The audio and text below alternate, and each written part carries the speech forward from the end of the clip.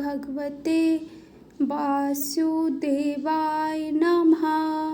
श्री विष्णु पुराण तृतीय अंश का पंचम अध्याय शुक्ल यजुर्वेद तथा तैत्तिरीय यजु शाखाओं का वर्णन। श्री पराशर जी सुनाते हैं, हे महामुनि, व्यास जी के शिष्य वैशंपायन ने यजुर्वेद रूपी वृक्ष की 27 शाखाओं की रचना की और उन्हें अपने शिष्यों को पढ़ाया तथा शिष्यों ने भी क्रमशः ग्रहण किया।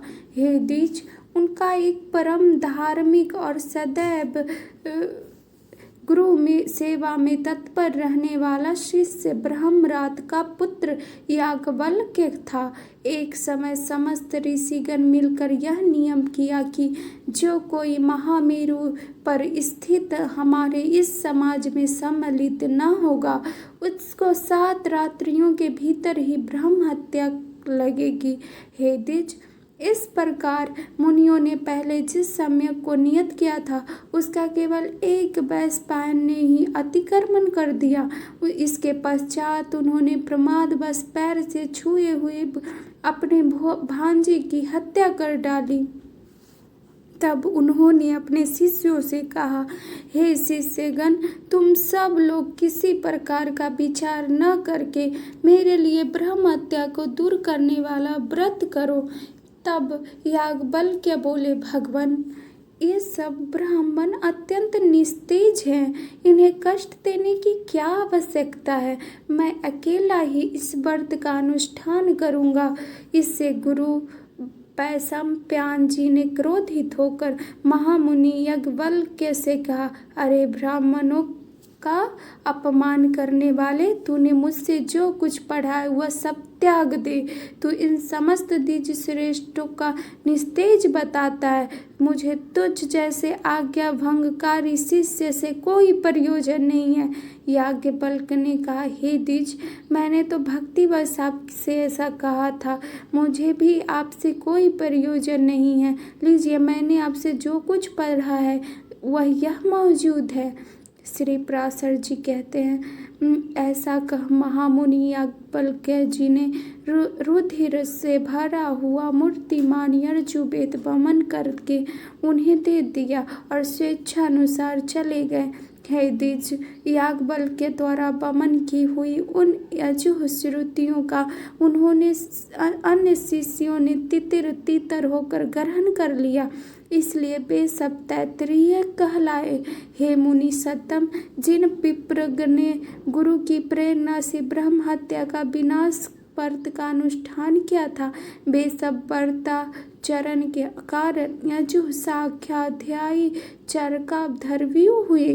तदंतर याज्ञवल्क्य ने भी यजुर्वेद की प्राप्ति की इच्छा से प्राणों को संयम कर संयत चित्त से सूर्य भगवान की स्तुति की। याज्ञवल्क्य जी बोले, अतुलित तेजस्वी मुक्ति के द्वार स्वरूप तथा वेदत्र रूप तेज से संपन्न हुए ऋक यजु तथा साम स्वरूप साविता देव को नमस्कार है, जो अग्नि और चंद्रमा रूप जगत के कारण और सुषुम्ना नामक परम तेज को धारण करने वाले उन भगवान भास्कर को नमस्कार है। कला, काष्ठा, निमेष आदि काल ज्ञान के कारण तथा ध्यान करने योग पर ब्रह्म स्वरूप विष्णु में श्री सूर्य देव को नमस्कार है, जो अपनी किरणों से चंद्रमा को पोषित करते हुए देवताओं को तथा स्वधा रूप अमृत से पृथ्वीगण को तृप्त करते हैं। उन तृप्ति रूप सूर्य देव को नमस्कार है, जो हिम, जल और उष्णता के कर्ता अर्थात शीत, वर्षा और ग्रीष्म आदि ऋतुओं के कारण है और जगत का पोषण करने वाले हैं। उन त्रिकाल मूर्ति विधाता भगवान विष्णु सूर्य को नमस्कार है, जो जगतपति इस संपूर्ण जगत के अंधकार को दूर करते हैं। उस सत्व मूर्तिधारी विश्वान को नमस्कार है, जिसके उत्थित हुए बिना मनुष्य सत्य कर्म में प्रवृत्त नहीं हो सकते और जल शुद्धिका का कारण नहीं हो सकता। उस भास्वर देव को नमस्कार है, जिसके किरण समूह का स्पर्श होने पर लोक कर्मानुष्ठान के योग्य होता है। उन पवित्रता के कारण शुद्ध रूप स्वरूप सूर्य देव को नमस्कार है। भगवान सविता, सूर्य, भास्कर और विश्वावसु के नमस्कार है। देवता आदि समस्त भूतों के आदि भूत आदित्य देव को बारंबार नमस्कार है। जिनका तेजो में रथ है, प्रज्ञा रूप ध्वजाएं हैं, जिन्हों छंदों में अमर अपगन वहन करते हैं तथा जो त्रिभुवन को प्रकाशित करने वाले नेत्र रूप हैं, उन्हें सूर्य देव को मैं नमस्कार करता हूँ। श्री पराशर जी सुनाते हैं, उनके इस प्रकार स्तुति करने पर भगवान सूर्य अश्व रूप से प्रकट होकर बोले, तुम अपना अभिष्ट वर मांगो।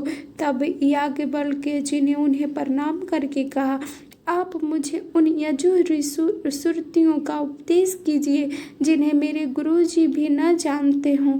उनके ऐसा कहने पर भगवान सूर्य ने उन्हें आयात याम नामक यजुश्रुतियों का उपदेश दिया, जिन्हें उनके गुरु वैशंपायन जी भी नहीं जानते थे।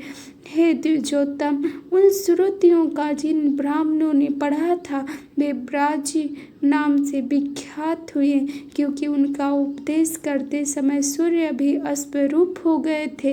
हे महाभाग, उन 5 श्रुतियों के कानब आदि 15 शाखाएं हैं। वे सब शाखाएं महर्षि याज्ञवल्क्य की प्रवृत्त की हुई कही जाती है। इस प्रकार से जब उनके गुरु उनसे क्रोधित होकर उनको जो ज्ञान दिए थे वो वापस जब फिर चले गए याज्ञवल्क्य जी ने, तब उन्होंने सूर्य भगवान की स्तुति की और उनसे स्तुति कर सूर्य भगवान को प्रसन्न कर जब सूर्य भगवान ने बोला कि अपना वर मांगो, तब याज्ञवल्क्य जी ने मांगे कि उनको ऐसा उपदेश चाहिए जो उनके गुरु जी भी नहीं जानते हो। तब उनको उपदेश दिए, सूर्य भगवान उपदेश दिया यजुश्रुतियों का, जिसके कारण ये जो हैं उनके गुरु भी नहीं जानते थे। इस तरह इति विष्णु पुराणे तृतीय अंश से पंचमोध्याय, यह श्री विष्णु पुराण तृतीय अंश का 5वां अध्याय था।